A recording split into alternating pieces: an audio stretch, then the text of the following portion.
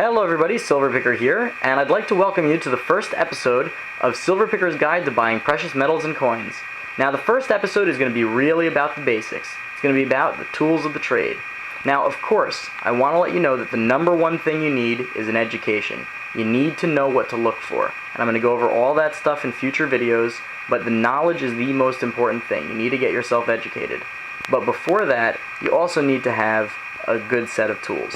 Now, I'm going to go over these tools in no particular order because they're all very important, but I suggest that you do purchase these things if you're getting serious about picking precious metals and coins.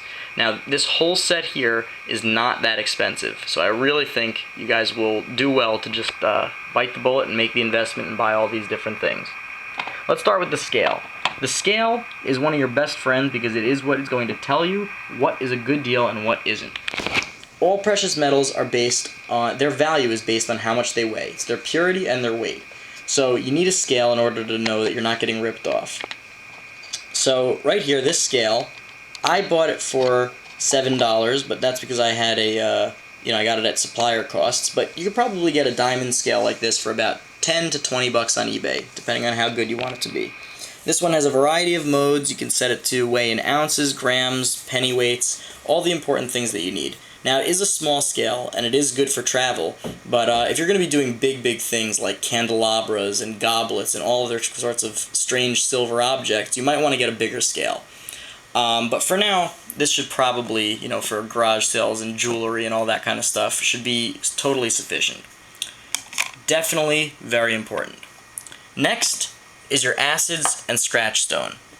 These are what's going to tell you whether the jewelry you have is lying or telling the truth. When you get a piece of jewelry, you need the scratch stone in order to scratch a little bit off, and then use these acids to test to see whether it's real.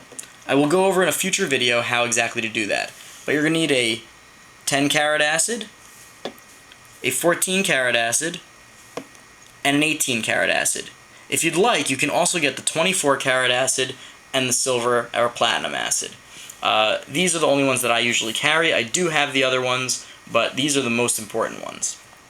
The scratch stone should cost no more than 20 bucks, and the acids will often come with it. I usually pick these acids up for a couple bucks each. Next up, extra batteries. You never want to be buying something and you have your scale run out of juice, so always carry a couple extra batteries just in case. Next up is your jeweler's loupe. A jeweler's loupe, you should get a triplet 10x loupe. They're not that expensive. You can get them between $5 and $20 depending on which version you want. But this is what's going to tell you what the hallmarks are, so you can get real close up to different things. You can check out really small writing on jewelry. And you're going to need this because that's your first step in identifying what's real and what's fake. Next thing you need, a ruler. A ruler is really important for coins, because when you're buying coins, and let's say it's a gold coin, in order to check for fakes, you want to make sure that not only is it the right weight, but it's also the right diameter and height. So having a little ruler with inches and millimeters is very important. Next up, pen and paper. Pen and paper are really important so that you can scroll down notes when you're adding up various sums of what you're going to be paying out, taking notes, also just for if you hear about a garage sale and you want to write down the address. There are 1,000,001 reasons why you'd want a pad of paper and a pen, so keep that in your kit. Next up is a multi-tool. I can't tell you how many times it's been helpful getting stones out of jewelry, prying open watch backs, all sorts of things, but having a nice Leatherman or something like that will really come in handy. Next up, one of the most important things in your first line of defense when you're checking for fakes is a strong magnet. Now this looks like a tiny little magnet, but it is incredibly strong. Take a look at my Leatherman and just check out. I'm shaking this thing, and this little tiny magnet is holding a heavy Leatherman. Any of you who have held a Leatherman will know that this is a strong magnet. So you want to make sure to have a strong magnet. Next up, just a couple airtights. If you happen upon a really valuable coin and it's not protected and you're going to be on the road for a while, you might want to just pop it in an airtight so that you've got some protection. Next up are just a couple carrying cases. I like to have one of these bank bags. to keep the loot that I get. I put coins, I put jewelry, whatever I have in this bag. And this is what I actually keep my kit in. I got this. This used to be from an airline, from a business class that I picked up on an airline on a flight once.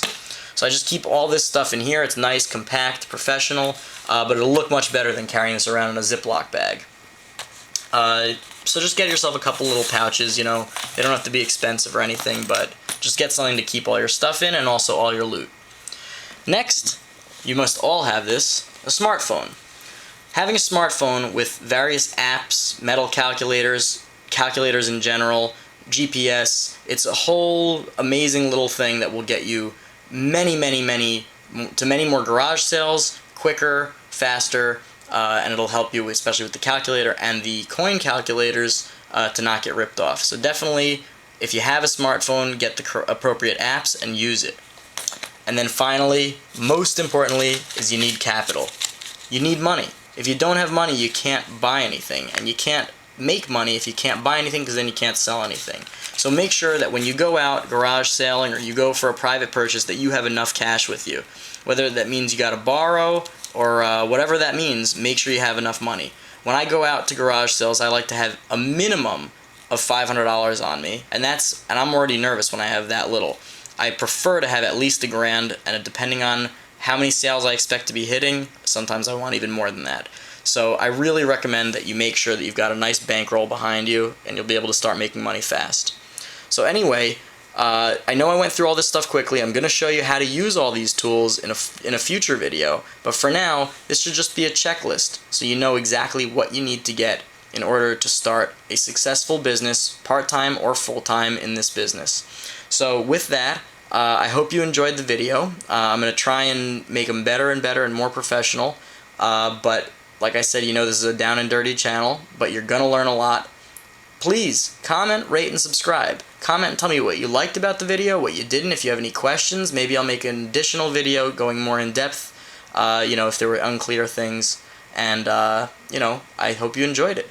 So with that, this has been episode 1 of Silverpicker's Guide to Buying Precious Metals and Coins. And with that, Silverpicker out.